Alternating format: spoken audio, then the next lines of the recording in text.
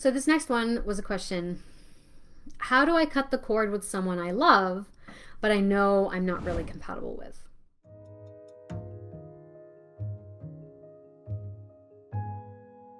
So the first thing I'd have you do is recognize that when we experience a loving feeling, it is usually because we have found someone that in our experience we've been able to have there's a familiar kind of string being plucked in our spirit, or let's say in your energetic vibration. Okay. And usually we slip into a habit then of holding that person as a point of focus for continuing to pluck that string, because it allows us to call upon and experience loving feelings within us that for whatever reason we have disallowed or been unable to access in other aspects of our lives up until this point. So part of learning how to cut the cord with someone that is incompatible with you is taking a step back and assuming a moon's eye view of your life and your contexts, right, with a greater perspective, and recognizing that the quickest way to letting go of an attachment to the way you thought a relationship was going to go or wanted it to go is realizing the spiritual lesson that is inherent within it. So inevitably, this is going to involve recognizing that all relationships are made up of two essential elements, and that is tangible and intangible factors, or we might say unconditional love and conditional, tangible exchanges in the material world of form. Okay. So while it is fantastic when these two elements or aspects are woven together into a gestalt or a beautiful tapestry that looks and feels harmonious, there are distinct threads that can get lost in that pattern. They are distinctly separate elements that are nuanced in their qualities, and we become far more aware of this when there is disharmony in the relationship or there are tangles in the threads, right? Tangles in the pattern. And now we need to be cognizant of how to tease out these different threads so that you can cut the cord and let go of the, what I'm going to call ego attachment, or we might say biological attachment, to this specific person and this specific relationship, so that you can embrace the larger spiritual lesson that it actually has for you. So in this segment, I want to explore a definition for unconditional love and regard versus conditional exchanges in a relationship. And we're also going to look at a few examples of how to extract the divine lesson in a particularly painful relationship by decoding some of the similar damaging beliefs that you both may carry around and that may have attracted you to one another in the first place. Okay, so this, of course, is for the benefit of understanding the full spectrum of that dimension of experience, so that you can gift to each other the surrendering of those ego attachments or negative limiting beliefs, and that's going to allow you to more fully inhabit and claim those self parts that you're trying to get at or access or call upon, right? And really fully inhabit the light, love, and compassionate spirit that is you. Welcome to my YouTube channel. My name is Briana MacWilliam, and I am a licensed and board-certified creative arts therapist, author, and educator with more than 15 years in the field, helping adults struggling with insecure attachment go from self-doubting to self-sovereign, so they can attract those soul-shaking, passionate partnerships that they want, without having to talk in circles around their feelings for hours or even years on end with no tangible result. And I do this using a psycho-spiritual approach to creative arts interventions using the MacWilliam method. Today, I'm going to be sharing a clip of a live stream event that took place inside my private Facebook groups, which people can access once they've purchased one of my online courses. If you're interested in finding out if you might have insecure attachment, check out the link in the caption of this video.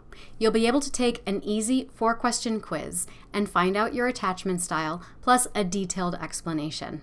Now, if you like what you see in here, and you haven't yet, make sure that you like, subscribe, and ring the bell for notifications. I put out videos once or twice a week, and sometimes I will do occasional live streams through my YouTube channel, and I wouldn't want you to miss out. So first thing we're going to do is define unconditional love versus conditional exchanges in a relationship. So I think of unconditional love and regard as when you take yourself completely out of the equation. There's no ego involved. You have admiration, respect, and gratitude for this person being in the world, for being who they are, independent of their relationship to you. And it's not about what they give and get in the relationship. You just feel so inspired by them because you recognize that just by them being who they are, they contribute to a positive collective experience.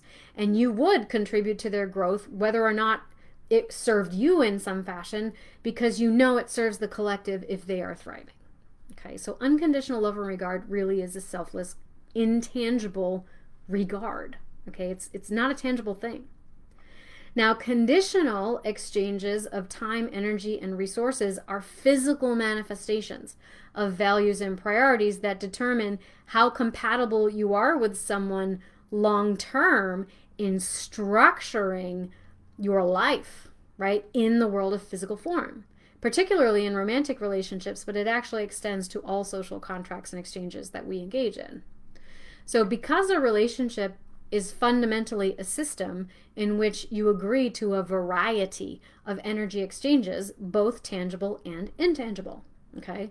And your boundaries let you know which exchanges feel good and true to the essence of you and your purpose for being here, and which ones are deal breakers, and which ones are actually more flexible to compromise. Okay? Now, when your values and your priorities line up well enough, then this is delicious. This is amazing. It's so good. It's when the tapestry just appears to be what it is and you can't discern the different colors. It just all looks like one whole gestalt complete picture, right? Because when these things line up, it can feel like a way of connecting to source energy both within and between you. And this is how relationships can and do serve as a container for spiritual expansion. And this is often why we want them so badly, right? But when there is too much ego, or when there's too much forcing things to fit that don't, when there's too much preoccupation on conditional exchanges, right? Attachment to certain things being done a certain way, and hanging on because of survival concerns of the attachment system, then it can start to feel kind of awful, because we wind up abandoning the spiritual self, the intangible love, to cling to the illusions of the physical world. The idea that we can only get what we want in exactly the way we picture ourselves getting it with this specific person in this specific way, because opportunities from the love are scarce, and we assume that I am an empty cup with not a lot to give without being filled up in return, right? And so then we develop a lot of coping mechanisms to defend against these damaging core beliefs that kind of light up our nervous system and throw us into this fight, flight, or freeze mode.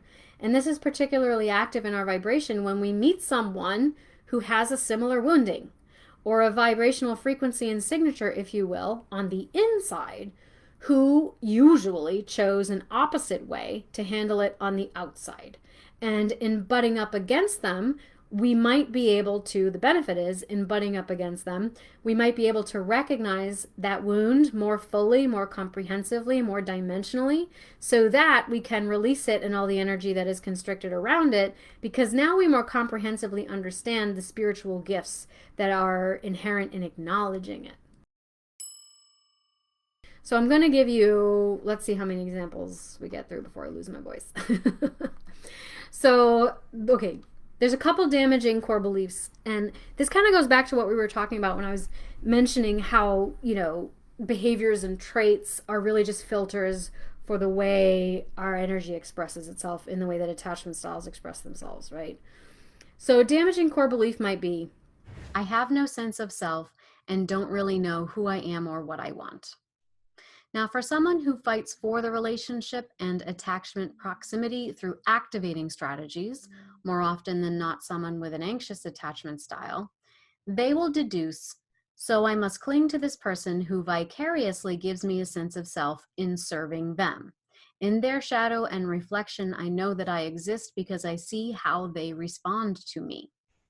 Now, for someone who flies away and leaves the relationship until it is safe to come back, if ever, in other words, someone with an avoidant attachment who implements deactivating strategies, they may respond to this core belief by deducing, So I must rigidly defend against anyone that questions my imperfections or dares to get too close, lest I be found out and my power is taken away. But the lesson here is that the journey of life includes an exciting discovery process of who you are and what you want.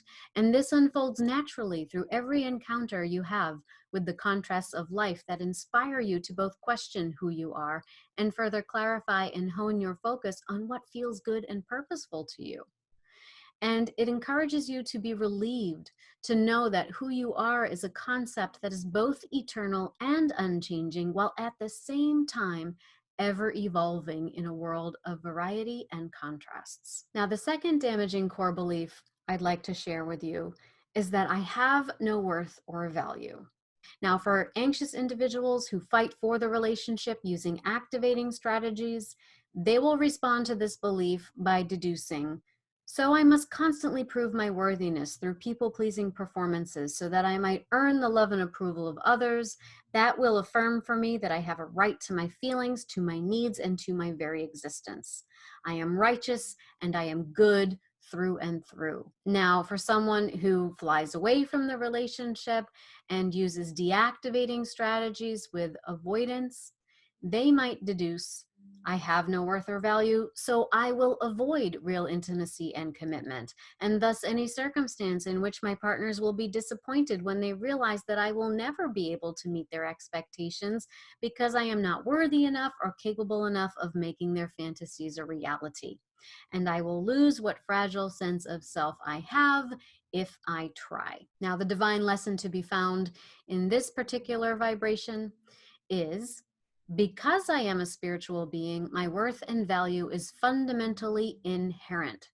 Even if I encounter individuals that push my buttons and refuse to validate my feelings and experience, I understand that in their crankiness, they serve an important role in fueling the contrast that allows individuals like me to further clarify and hone my focus upon what I want and what I don't want, allowing me to become more and more aware of who I am and learn to advocate for myself so that I can relax into the greatest circumference available to me at any given time, and feel increasingly comfortable and secure in my miraculous and divine existence. So, another way of saying this is when you butt up against a very difficult relationship, someone who expresses the opposite coping mechanism of dealing with a limiting, core limiting belief like I have no worth or value. What it's doing is it's creating an opportunity for you to become aware of that limiting belief and how it has been compelling you. And now you have the choice to release it. Like once you raise it into awareness, now you have the choice to release it. And that means that once you release it, again, the energy is going to soften, it's going to open, it's going to become more flexible and receptive and magnetic and attractive, right? And that is because you also now fundamentally have an awareness and a trust of your inherent worth and value. So all the things that would have threatened that for you in the past no longer apply, which means you're going to be attracting very different types of partners, and you're going to be attracted to very different types of partners because you don't, that string is not being plucked in your vibration anymore, right? Your tune, your instrument is much more finely attuned. What I would end with here is that it's likely that when you find yourself struggling in a difficult relationship and you want to cut the cords with someone that you still have a lot of love and regard for, but you don't match up with them in compatibility dimensions, which let's just go back and redefine that as through the conditional exchanges of the relationship, you have realized that the material exchanges, the day-to-day routines of life, the way you show up to a relationship in a functional way, it's not really compatible. But you still have all this regard for them. You still have all this love and regard for them. So the challenge is teasing out your love and regard from the reality that maybe your soul curriculum doesn't line up with theirs anymore, right? And it's time for you to diverge, okay? So what will help you is recognizing what did draw you together in the first place. What are the underlying negative limiting beliefs that are core negative limiting beliefs that are in operation within you? What has that stimulated for you? And you could use the two examples that I just offered here as an example of that. And then how can you reframe that story so that you're able to extract the broader spiritual lesson from it? And that's going to help you cut that cord and move on. The only thing I would add to this is that cord cutting is a ritual of reorganization and reintegration, because I believe we are all connected, we are all one. And so when you cut a cord, the cord will grow back because, metaphorically speaking, because we're always going to be connected. But when you intentionally cut a cord, you're sort of stating an intention, you're stating a focused intention to restructure that cord, to reorganize that cord, to ask it to grow back in a way that serves you better, right? That allows the two of you to continue on your journey and curriculum in such a way that it is going to serve your greatest good and the good of all, right? Be a contributor to the collective. So once you unearth these negative living beliefs, this is when we start to see the people, places, and things shift in your environment. Once you are able to grasp that kind of perspective on your life and how your relationships evolved in that perspective, it's kind of like unclogging the drain, right? It's kind of like unclogging the sink so that the water can run more clearly.